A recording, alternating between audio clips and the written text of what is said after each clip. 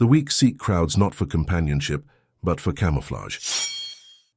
The arena in Shadizar was a crucible where truth could not be hidden behind fine words or purchased influence, where a man's worth was measured in blood and survival rather than lineage or gold. Conan had fought in that pit of sand and iron 3 times, each bout ending with his opponent's death, and the crowd's roar echoing off stone walls that had witnessed 1,000 such endings. He fought alone, as he always did, trusting no partner and needing no second. His victory or defeat entirely his own to claim or bear. But on this day, the arena masters had devised a new spectacle. They would pit 5 condemned criminals against a single champion, offering the criminals freedom if they could kill their opponent, offering the champion gold and glory if he survived. The criminals were chained together at the ankle, forced to move as a unit, to coordinate their attacks, to function as a single organism rather than 5 individuals. The arena masters thought this constraint made the fight more interesting, more dramatic. Conan understood it for what it truly was, a demonstration of how weakness sought strength through aggregation. The 5 criminals shuffled into the arena, linked by iron, their movements clumsy and uncertain, each man constantly aware of the others at his flanks. They had been given weapons, crude swords and axes, and time to practice moving as a unit. The crowd jeered and cheered, placing bets on how long the spectacle would last, debating whether 5 condemned men could overcome 1 barbarian through sheer numbers. Conan watched them enter and saw immediately how the chains that bound them together were both weapon and weakness. United, they could concentrate force, could support each other, could cover angles that a single fighter could not defend. But united, they were also slow, predictable, bound to the pace of their slowest member, unable to adapt individually to changing circumstances. They had traded individual capability for collective action, and that trade was always a bargain that favored the strong against the weak. The fight began with a blast of horns that silenced the crowd, and the 5 criminals advanced in their awkward lockstep, spreading as wide as their chains allowed, trying to encircle the Cimmerian. Conan did not retreat, but moved laterally, forcing them to turn, exploiting the fact that men chained together could not turn as quickly as a man moving freely. He studied their formation, identified the weakest link, the one whose movements lagged a fraction behind the others. When he struck, it was not at the strongest or the most aggressive, but at that weak link, the man whose hesitation created openings in their collective defense. Conan's blade took him through the belly, folding him over the wound, and suddenly the 5 were 4 with a dying man dragging at their collective movement. They tried to compensate, tried to adjust their formation, but the chains that bound them made such adjustment a labored process. The Cimmerian exploited their confusion, circling, striking not to kill now but to wound, to create more drag on their collective mobility. He opened a hamstring on the 2nd man, shattered a knee on the 3rd, each injury compounding the group's disadvantage. They were no longer 5 fighters, but 5 liabilities chained together, each man's weakness multiplying the other's inability to function. The crowd roared its approval, understanding in some primal way what they were witnessing. This was not just combat, but philosophy made flesh, a demonstration that aggregation of weakness did not create strength, but merely created a larger target. The criminals had believed that their numbers gave them advantage, that 5 against 1 must inevitably triumph. But they had never learned to fight as individuals, had spent their lives relying on groups and gangs and the safety of numbers, and when those numbers were revealed as false security, they had nothing to fall back on. The 4th criminal died trying to flee, his panic transmitting through the chains to the others, creating chaos that Conan ended with precise brutality. The 5th and final man dropped his weapon and begged for mercy, his voice cracking with terror. All pretense of collective courage evaporated, now that he stood effectively alone. The Cimmerian killed him without hesitation, understanding that mercy shown to the weak only encouraged more weakness, that the arena's purpose was to demonstrate truth rather than kindness. The crowd's roar was deafening as Conan stood among the corpses, his chest heaving, his blade red to the hilt. But the barbarian felt no triumph, only grim confirmation of lessons Cimmeria had taught him before he could walk. That weakness was weakness, regardless of how many weak men you gathered together. That true strength resided in individuals capable of standing alone. That the herd instinct civilized people displayed was not sophistication, but inadequacy, desperately seeking compensation.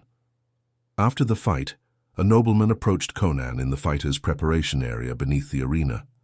Lord Tybalt was his name, a man who commanded estates and armies, whose word could condemn or elevate, whose wealth brought him influence across 3 kingdoms. He offered the Cimmerian employment, a position commanding his personal guard, gold beyond counting, status and security, and all the benefits that came with patronage. Conan refused without explanation, and Tybalt's face colored with confusion and anger. The nobleman could not comprehend rejection from a sellsword, could not understand why anyone would turn down such an offer.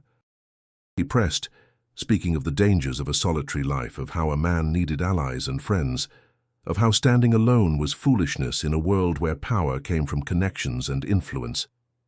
The Cimmerian listened to this speech with cold eyes and colder heart, understanding that what Tybalt described was simply another form of the chains that had bound the criminals in the arena. The nobleman's power came not from his own strength, but from the network of obligations and debts and alliances he had cultivated.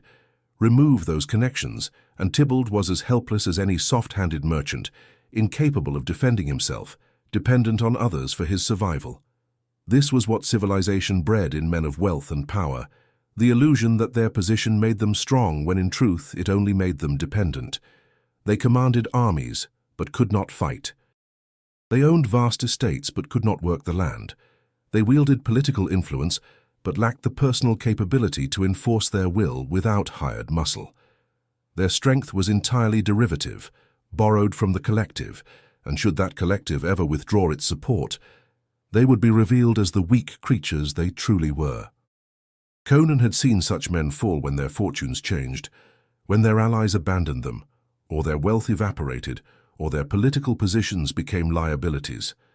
They died badly, these lords and princes, because they had never learned self-sufficiency, had spent their lives outsourcing capability to others, until they possessed none themselves. They were the human equivalent of domesticated animals, bred for specific purposes within protective environments, utterly incapable of surviving outside those carefully maintained conditions. The weak could not stand alone, because they had built their entire existence on the premise of collective support.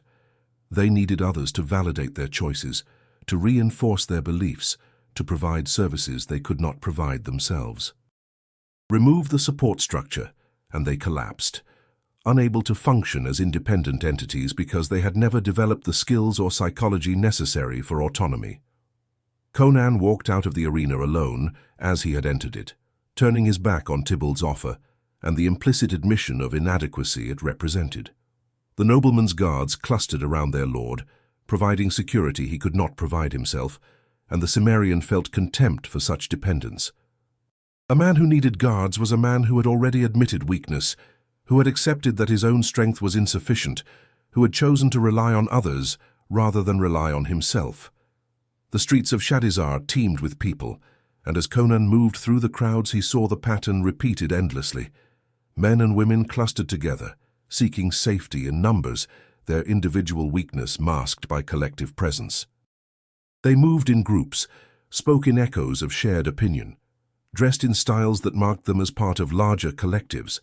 Their entire existence was organized around the principle that individuality was dangerous and conformity was safety.